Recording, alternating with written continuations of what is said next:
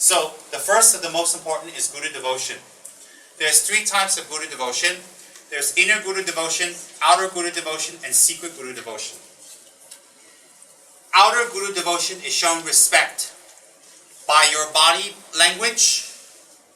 Example, not falling asleep, not sitting slouched, scratching yourself, burping, or coughing, or pointing your feet out, or showing any type of bodily disrespect to your Guru. That's outer. And speech-wise, to speak in a way that's pleasant, that's clear, and not to make your Guru strain, or say why, or how, or huh, and No, you talk straight, you talk clear, and you talk very, very well. That is outer Guru devotion. Next one is alertness.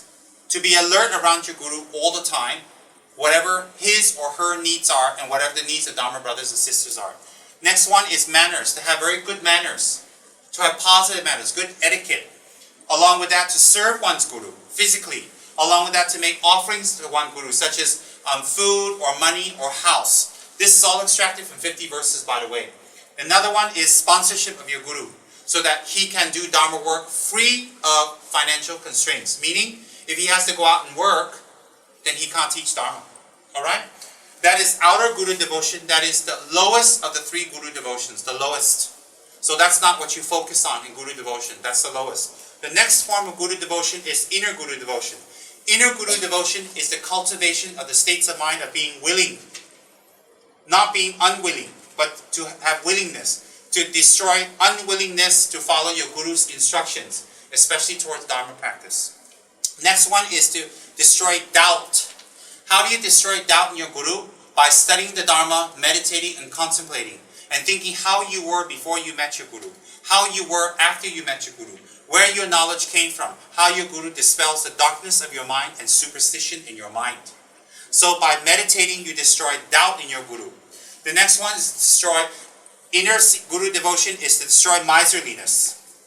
The next one is to destroy laziness. The next one is to destroy impatience. And the next one is to destroy intolerance. These are the inner Guru devotion practices. So if you're devoted to your Guru, outwardly you will practice this, but inwardly is even more important. You will practice these qualities, or the destruction of these negative points. Then, secret Guru devotion. Secret is the highest form of Guru devotion. It is the real Guru devotion. That type of Guru devotion you can practice even your Guru is dead, or you live very far away from your Guru, or you're not even near your Guru. And that Guru devotion is the development of qualities that contradict the ego. What binds us to samsara is the ego. What is the ego? The ego is the self-cherishing mind.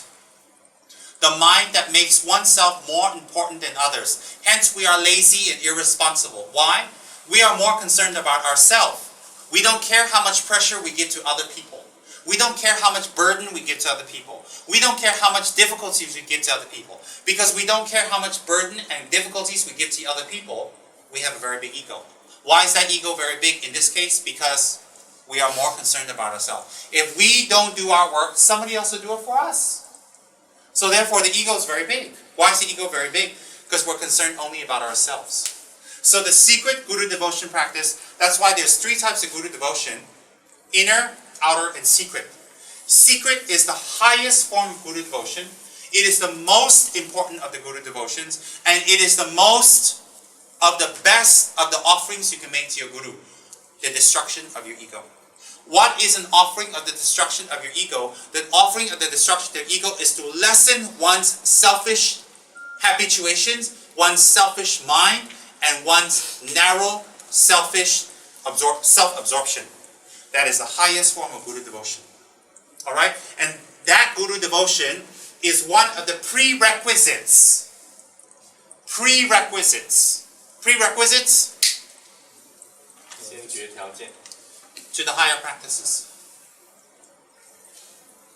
Okay? So if you don't have this, and you're doing tantric practices, it will be ineffective. Because any tantric practice is designed for you to become a Buddha. No Buddha has ego. No Buddha has doubt or unwillingness or miserliness or laziness or impatience or intolerance. No Buddha has those qualities. You don't develop these qualities while you're practicing Tantra. You have to develop these qualities before you practice Tantra, because Tantra is not about that. Tantra is about changing your whole worldview and your whole perception of samsara based on these qualities that you have developed. Any questions on that Buddha devotion? 2. The second prerequisite is preliminary practices. The preliminary practice is, the reason is the collection of merits for the purification of actions and habituations. For any actions that are negative that we collected and habituations, negative habituations, to purify that, we must do the preliminary practices. What is that? Vajrasattva, Guru Yoga, offerings, water, prostrations, making tatsas or statues, and making mandala offerings. Preferably minimum of 100,000 each. Hence, when I said KMP earlier is doing their preliminary practices, I'm very happy. Because why? KMP is not the reason they're there. KMP is a method for the reason they're there. What's the reason they're there? To practice Dharma and become a Buddha. So KMP is just a method, not an end. The outlet, as I told Anna before, the outlet is just a method, not the end. So for Irene, when she opens a restaurant, the restaurant is not the end. It's not the purpose she's here. The restaurant is just another way to develop these qualities. So, if we find it difficult to do these 6 preliminary practices, in lieu or as a substitute, we can do Dharma work. What do I base that on? The work that the monks have to do in the monastery. I come from a monastery of 3,000 monks. Who do you think cooks for them? The monks. Who do you think cuts the vegetables? The monks. Who do you think goes shopping? The monks. They go on lorries, bringing back lorries of potatoes and vegetables. Who do you think goes to the field to cultivate the rice? The monks. Who do you think does the letters? The monks. Who do you think does the sewing and the cleaning and the washing? The monks. So therefore, if monks can do all those work, why can't we? Therefore, some of us say, oh, I want to go to the center just to meditate and I just want to pray and I'm all holy. No, I don't agree. Because in a monastery, the holy monks themselves have to go out and do all types of physical work. And our gurus tell us that work is same as this. So these are not things I made up to trick you so you do Dharma work. These are things that we are taught in the monasteries that I'm sharing with all of you. Okay? So if you find it hard to do 100,000 Vajrasattvas and meditate because you got an itchy backside, do Dharma work. All these are the second preliminaries that you need to do. Water offerings, Guru Yoga, Vajrasattva, prostrations, tata, making statues. That's why I encourage you guys, make statues, make tatas, give it away. Even you don't have anyone to give it away, make it and create it, save it. Later when we have TKL, we can put all those tatas and statues inside a huge stupa.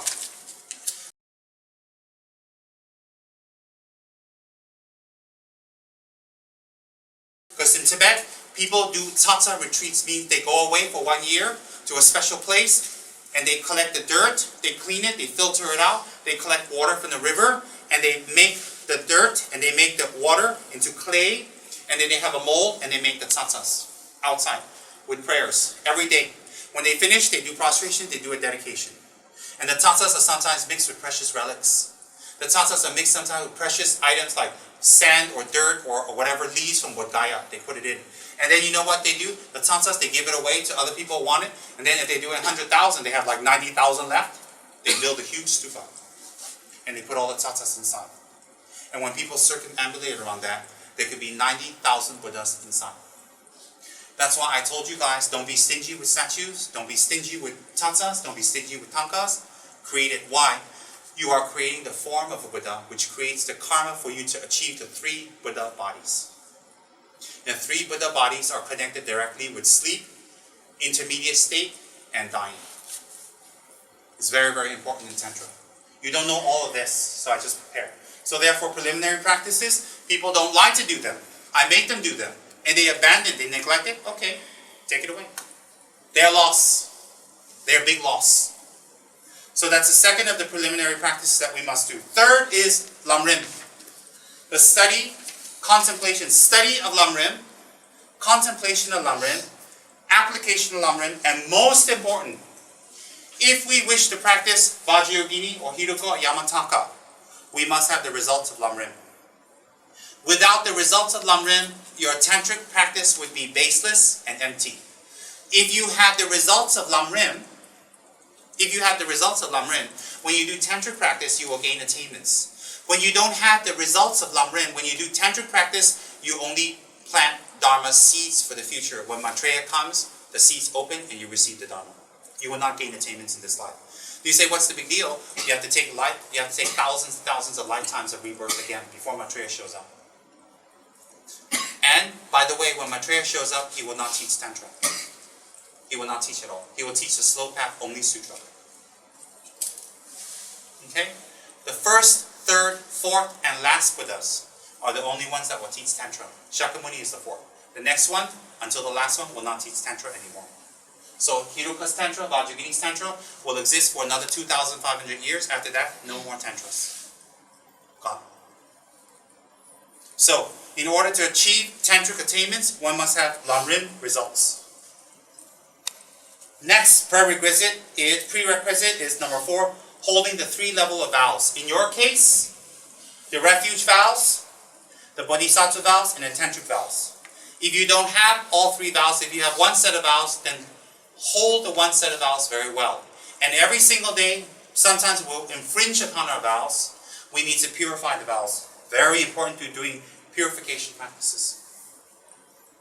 Next is for non-initiates. That means those who don't have the higher tantric initiations. You should do non-initiatory practices to familiarize, such as Tsongkhapa's practice.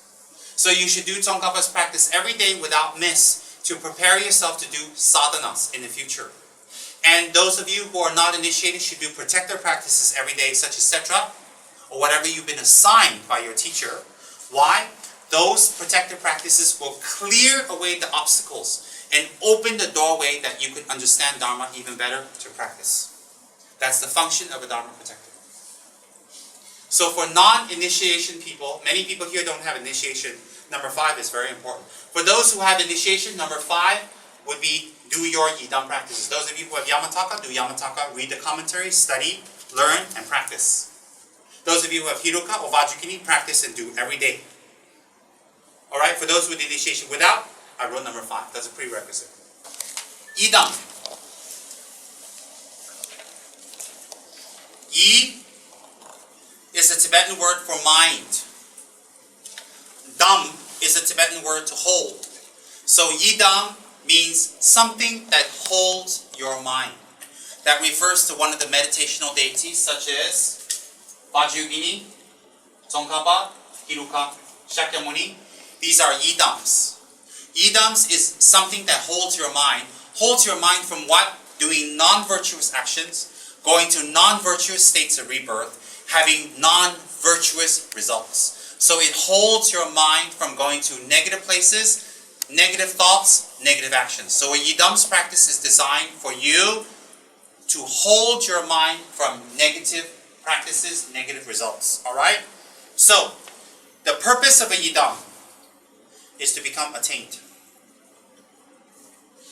Okay? For some of you who are falling asleep, please make yourself awake or you may go home. I'm spending a lot of time explaining this to you. Please stay awake. Please open your eyes. Please have a little more respect for the Dharma. I'm just as tired and exhausted as you. And I'm doing the talking. Now, the Yidam practices are specifically, what's the purpose? To become attained. The practice of a Yidam we call dake or sadhana. In Tibetan you call it dake. In Sanskrit you call it sadhana. So the actual practice of a Yidam, you will use the sadhana or the dake. What does that mean? Self-transform. Da is self. Ke is to change or transform. So self-transform. Self-transform from what? From an ordinary person to that of an enlightened being. So the purpose of a Yidam's practice is to make you an enlightened being. The purpose of a Yidam is not to give you money, not to chase away spirits, not to give you health, not to give you fortune, not to give you luck. The purpose of the higher Yidams is not to do that. They have the power to do that, but their sadhanas are not designed to to do that. The sadhanas are designed to transform your mind to become that of a Buddha. How? In the sadhana, I gave a very easy rundown. It contains refuge, vajrasattva, root and lineage, lama, solicitation, and dissolution, meaning you take refuge, real refuge, tantric way.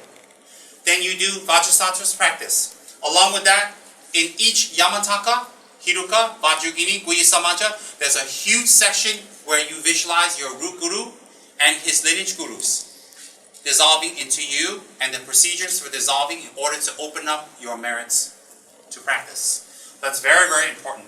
Alright? The next one is dissolving one's perceptions, one's body, and one's environment. We dissolve one's perception, one's body, one's environment into emptiness. From that, we arise as a deity's body, and we visualize the 72,000 channels. The 72,000 channels of a Yidam is condensed into three main channels. Meaning central, left, and right channels. So the 72,000 channels in our body are dissolved into three main channels. The three main channels dissolve into one central channel, and that is where our mother's blood and our father's sperm will abide when we die. When we die, there are 8 procedures to go through. The last procedure, the most subtle one, is the blood of the mother that resides at your crown will descend. The sperm of the father which you have received will ascend. And on that will travel your subtle mind, and it will join at your heart. When that one is complete, the death process is complete, they will separate, and your mind will leave your body. The sign of that is some blood will come out of your nose. So at that stage, if you've been practicing any of the tantras, you will see clearly signs, you will be able to control your rebirth. Okay? The next one is in the sadhana of the Yidam, you'll practice the meditation on either 5 or 6 chakras, depending on the system. Some systems focus on 5 chakras, some systems focus on 6 chakras. So you focus on the chakras. Why? The chakras contain different drops, winds, and energies for you to manipulate in your body. Then, dissolving of the winds, controlling and moving at will. You'll be able to dissolve your winds, move your wind at will. What's the benefit of that? You control your death. And when you die, and how long you live. Many high Tibetan lamas have the control over their rebirth and death. And that is acquired through these practices. And once you gain that power, you can do that in every single lifetime. You control your rebirth. Why? You're using your body to control it. It's nothing mystical. There are meditations to control. Why? Ancient Chinese masters can jump from here to the top of the ceiling very high because they can control their qi. They can even move objects by pushing the qi. The Tibetans don't focus on jumping on buildings and moving objects. They focus on the qi inside to transform the mind. It's very different. Qi cannot be seen by scientists. Neither can wind. But it doesn't mean it doesn't exist. Because scientists don't know everything. They don't have the wisdom of a Buddha. Then, dissolving the winds. Then also the sadhana practices, sadhana practice of Yidam helps you to prepare your body, your mind, and ready for practices. So all this is helping you to do the actual Yidam practice, which leads to identifying and becoming the Yidam through mantra and meditation. So through the Yidam's mantra and through the Yidam's meditation, you control your winds. When you control your winds, you control your mind. When you control your minds, you control your anger, your hatred, your desire, your jealousy, and your doubts. Then, at the end of the sadhana practice, is prayers and wishes and aspirations and felicitations, and finally dedication. And the purpose of that is preliminaries. What does that mean? That means we have to finish the preliminaries that I mentioned earlier to achieve this. So in the sadhana practices of a Yidam, if you notice, there's nothing here that mentions throw away your obstacles, get money, get health, get long life. It is totally, the first step of the sadhana is to control your body. The second step is when your body is controlled, then your mind can be calm. Example, if someone's there stabbing you, how are you going to meditate? Similarly, if your body is not in order, if your body is not moving and functioning, and your chakras and your winds and drops are blocked, you cannot meditate. You cannot, impossible. So therefore, the first part of the sadhana helps you to achieve control over your body. The second part is that once you achieve control over your body, then the sadhana helps you to control your mind. That's the purpose of a sadhana. Okay? So when we practice Yidam, it is totally the mind that you're interested in. The mind. And in order to practice a Yidam's practice, you must have the preliminary practices intact. If your preliminary practices are not intact, you cannot practice Yidam. For example, if you don't have Guru devotion, if you have doubt in your Guru, you're miserly toward your Guru, you're sneaky toward your Guru, you don't listen to your Guru, how is he going to teach you how to do all this? How? You don't trust him. You develop a culture of not trusting your Guru. You develop a culture of not believing your Guru. You develop a culture of being rude, falling asleep, doubting, and not carrying out instructions of your Guru. You develop that culture within yourself. Therefore, when you do these practices, it will not be successful. By virtue, you don't listen anyway. You don't follow anyway. So therefore, the preliminary practices are designed to train your unwillingness, your intolerance, your doubts, your miserliness, your laziness. And that is based on making offerings. Based on these things. These are all interconnected. So therefore, if your Guru tells you to make offerings because of your stupidity, your lack of understanding, your ignorance, and you not trusting your Guru to just do it, you destroy all of this. You never come to that. So some people say, but I didn't understand. You don't need to understand. That's why you have a Guru. The Guru understands for you. You just do it. You just do it. That's what Geshe-la told me last time. I told Geshe-la, I don't understand this. I don't want to do it. He said, you don't need to understand it right now. I understand it. I'm telling you to do it. I said to Geshe-la, but I didn't check it out. He said to me, you don't need to. I checked it out for you. And I said, oh. I never asked him again. Because I have stupid people now who tell me that. But I didn't understand Rinpoche's full instructions. That's why I don't do it. I don't understand. As if you have the merits and you put in 30 years to understand. How ridiculous. To not do it because you don't understand. Then don't go to school. You don't understand anything what they're doing. So therefore, this is the sadhanic practice. Does everybody understand the purpose and function of Yidam? The reason I wrote this chart out is to tell you the purpose and function of a Yidam. And what's required before you can practice a Yidam. Next part.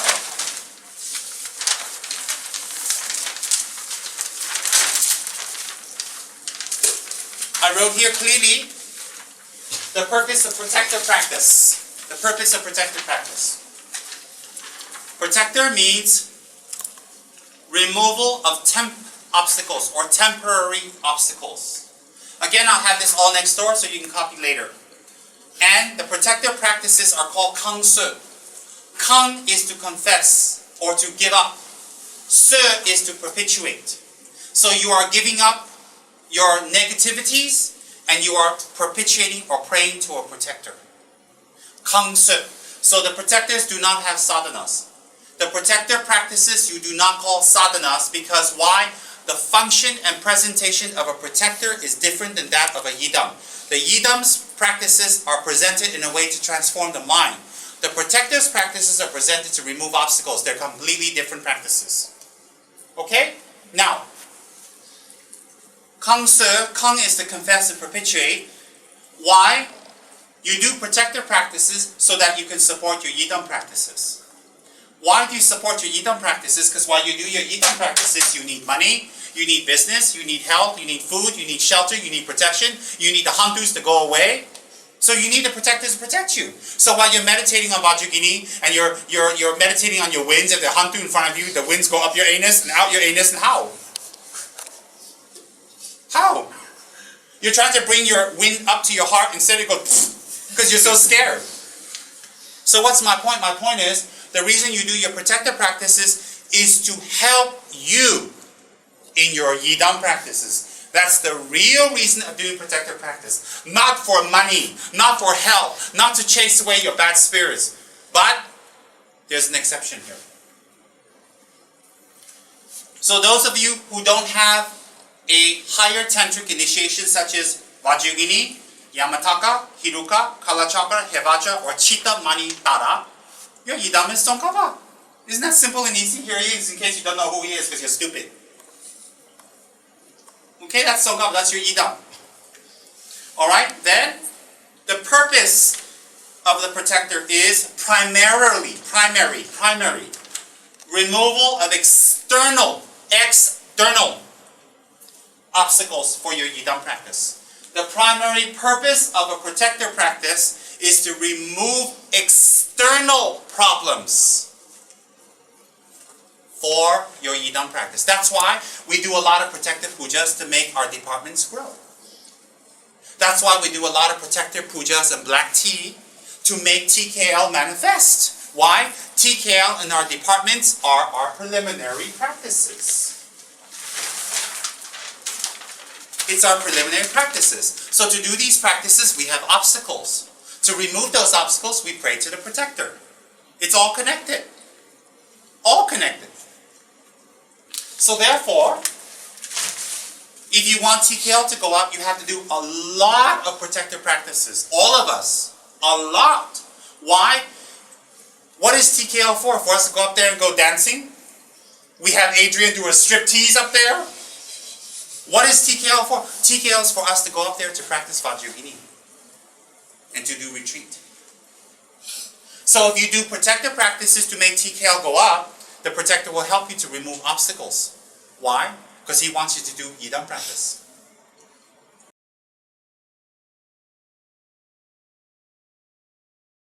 Everybody understand? It's very connected. That's why I say, never get tired of doing pujas.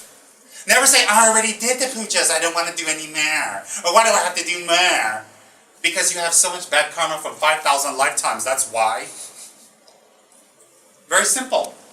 Now, secondary purpose of protector practice. Secondary, removal of external, internal obstacles depending temporarily on an outer being. That means Buddhism doesn't believe in the outer being. Oh, God, give me this. God, give me that.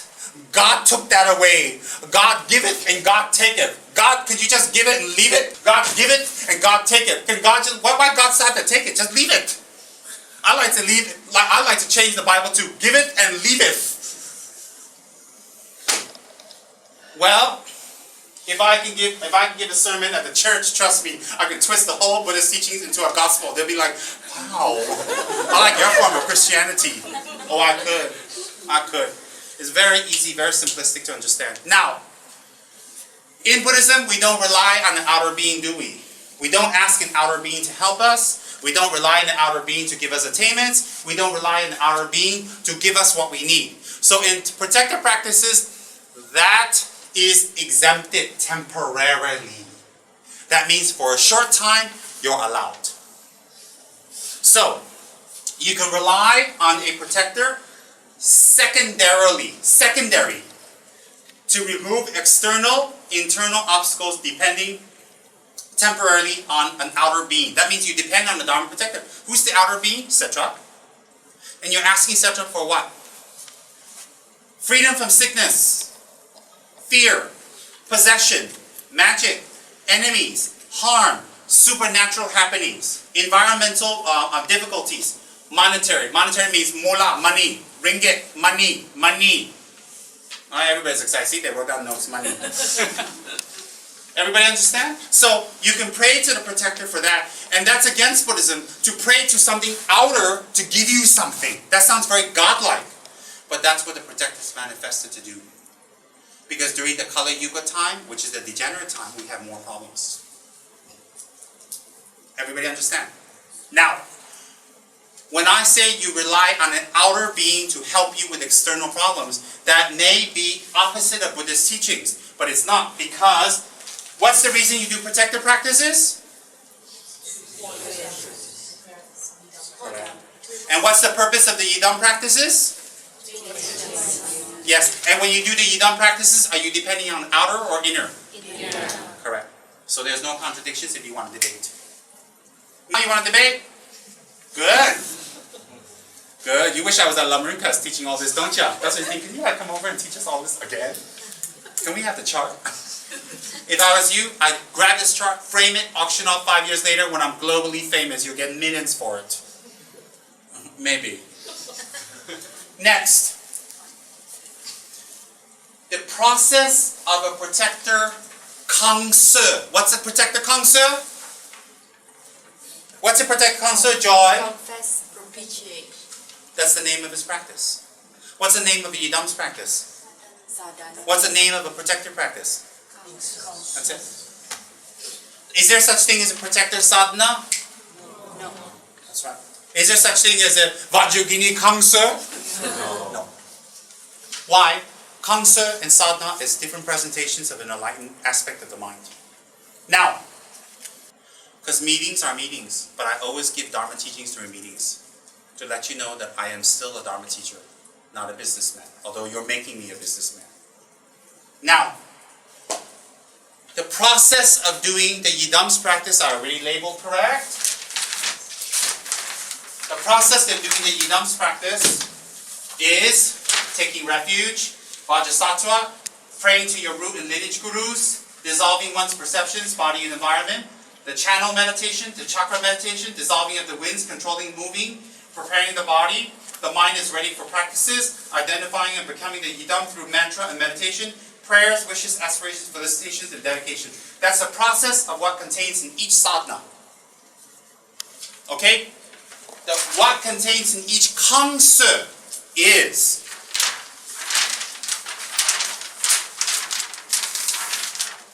what contained in each Kangse is visualization of the abode of the protector.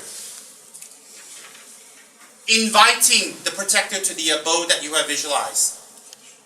Offerings to the protector. Confessions to the protector of your infracture. Or what's that word? Infracting? Infraction. Confessions to a protector is infraction of one's guru devotion and infraction of one's sadhana commitments. That's what you confess to Dharma protector. Okay, then you recite the protector's mantras to invoke his power. Asking for certain after that you ask for certain actions. Example, ba ba ba. When we're reciting things, ba ba ba ba ba ba ba ba ba ba ba ba ba. That's requesting action. Push away black magic. Okay?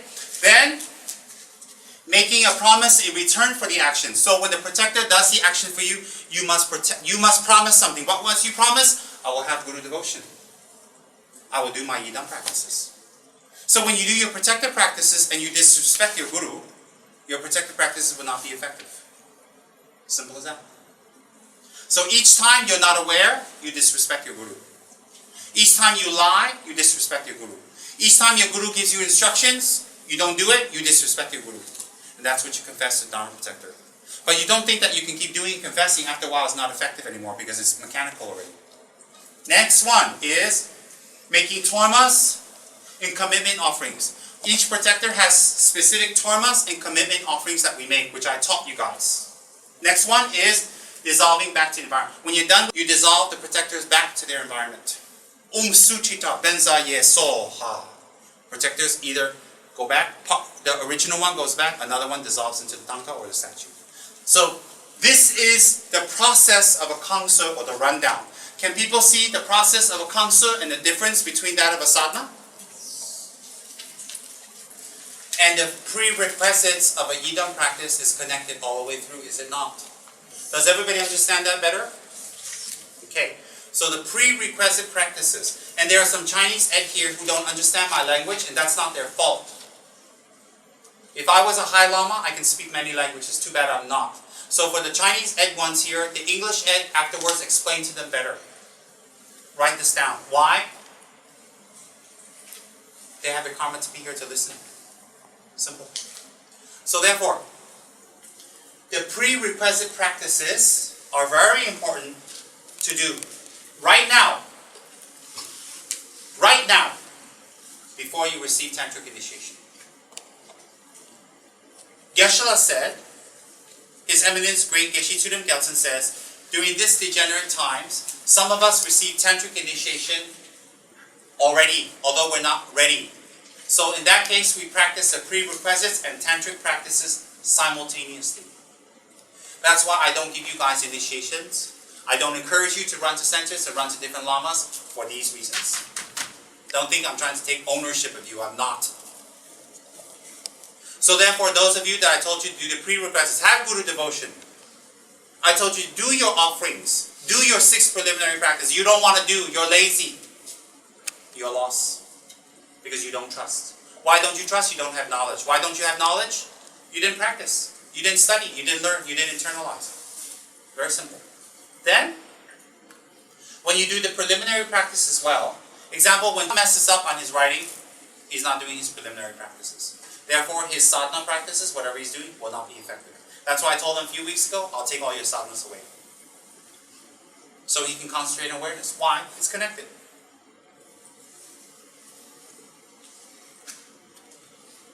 So therefore, the protective practices are to remove external obstacles so you can do your Yidam practices. The Yidam practices are designed for you to become a Buddha. Now, because we don't live in a monastery, because we don't live in a country we don't live in not a country, we don't live in an area, it has nothing to do with country. We don't live in an area where Buddhism has been strong for many generations, so we have this knowledge. Or we live in a place we don't have many Dharma teachers. We're not given this knowledge. So our parents never encouraged us to practice, therefore we're lazy to practice. They don't practice. We don't practice, and we pass this bad habit to our children. And then they pass this bad habit to the children. Do you think that by giving money and clothes and food and education to your children that they're set? You're very selfish and you're very narrow-minded and you're very short-sighted. Why? Because your children will die one day. Where will they take rebirth? So if you don't do your Dharma practice, your children definitely will not do it.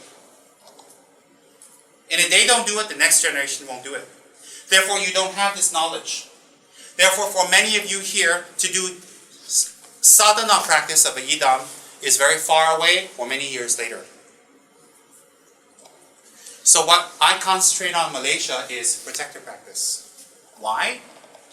If I promote the protector practices, and when you do the protector practices correctly, and your outer obstacles are removed, you gain faith in the Buddha.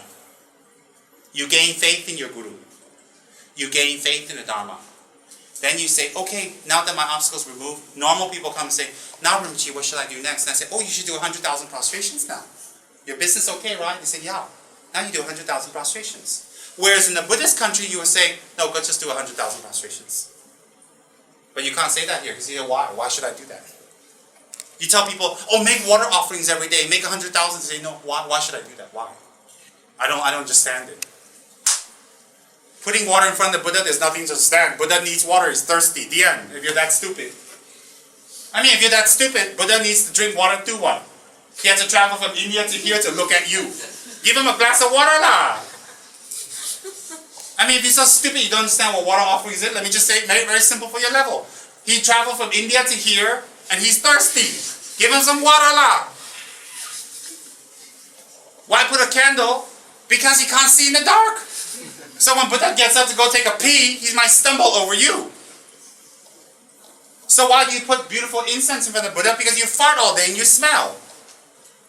Simple. Why do you put beautiful flowers in front of the Buddha? So he looks at the flower and not you. Look at you. Why would you want? Well, would you look at you? Look at yourselves. Is there anything to look at? Very simple. So let's put it on your level. Now. That's why in Malaysia, I go from bottom up.